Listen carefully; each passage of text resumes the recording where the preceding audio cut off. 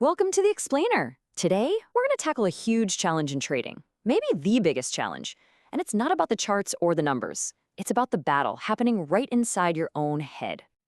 All right, let's just kick things off with a pretty shocking number. According to author and trader Mark Douglas, well over 90% of traders consistently lose money year after year. Think about that for a second. So you gotta ask, right? With all the books, all the fancy systems, all the data you could ever want, why do so many people fail? Well, according to Douglas, the answer isn't out there in the market. Nope, it's inside our own minds. And trust me, he learned that lesson the hard way. So, to really get where he's coming from, we have to go back to his own personal crisis. Picture this. It's 1981. Mark Douglas leaves a pretty good career to become a trader in Chicago. He thinks he's hit the big time, He's going to make it. But oh man, was he under a ton of pressure. I mean, we're talking a fancy apartment on the Gold Coast, a Porsche, supporting a family back home, and the big one. He was trading with money he could not afford to lose. Right there, he was breaking the #1 rule of trading before he even started. So he gets this job at Merrill Lynch, right? He thinks, okay, this is it. I'm at the center of the universe. But what he found was, well, it was a huge shock. He discovered that out of 38 different account executives, almost none of their clients were actually making any money. His big dream was just slamming headfirst into this really brutal reality. And this pushed Douglas right to the edge. We're talking total financial and, honestly, psychological collapse. And it was this crisis that forced him to stop looking for some magic new trading system and start looking inward. His own failure, that became his personal laboratory for figuring out this deep connection between what was going on in his head and what was showing up in his bank account. And what he found was, well, it was a game changer. He realized the real fight for a trader isn't with the market's crazy swings. The real battlefield is inside what he called the mental environment. So what is that? He basically said, look, your mind is an environment. It's just as real as the room you're sitting in. It's this intangible world, and it's buzzing with the energy of all your beliefs, your emotions, your memories, all of it. Okay, and this is the really key part. Your beliefs, they're not just sitting there passively. Douglas said they are active, powerful filters. They literally manage the information from the outside world that you're even allowed to see. He tells this great story to explain it. Imagine a guy standing on a corner with a sign that just says free money. What happens? Almost everyone just walks right by. Why? Because their belief is there's no such thing as free money. That belief literally stops them from seeing the opportunity. They don't see an offer, they just see some crazy guy. The information, free money, was right there, but their own mental filter just blocked it out completely. And what this does is it creates what he calls a closed-loop system. See how it works?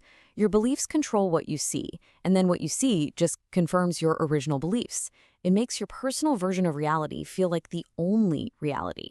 It's a perfect loop. So here's where it all goes wrong for traders. These mental filters that we've built up over our whole lives to deal with a pretty stable, predictable world, they are dangerously, totally unsuited for the chaos of the financial markets. Just think about the difference here. In the physical world, things are pretty stable, right? Buildings don't just get up and move, there are rules. The market, though, it's the complete opposite. It's totally fluid, it's unstructured, it doesn't have any fixed properties.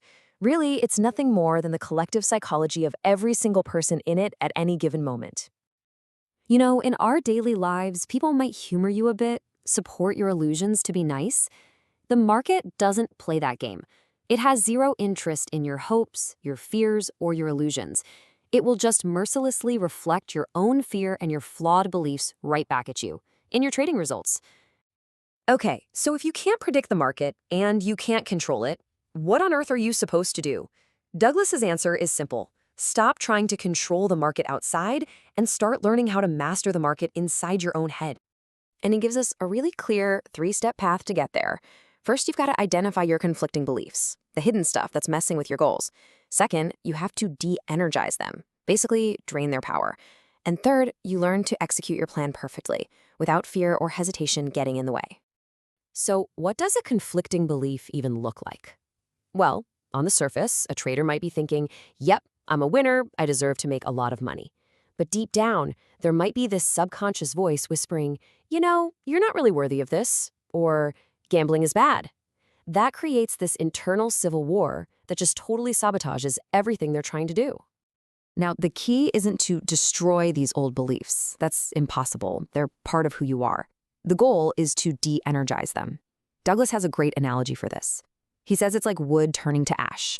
The structure of the wood is still there, you can see it, but its power, its ability to create heat is completely gone. And look, this whole process, it demands a totally new level of responsibility.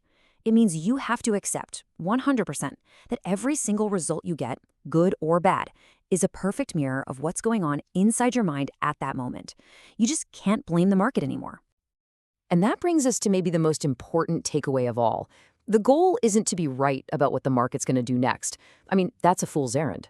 The real goal is to build an unshakable, rock-solid belief in yourself, in your ability to handle whatever the market throws at you without fear. And this really leaves us with a final thought that goes way beyond trading, doesn't it? Those same mental filters, those same closed loops where our beliefs shape what we see, they're running in all of our lives every single moment. So the question isn't just for traders, it's for every one of us. What invisible beliefs are shaping your reality right now?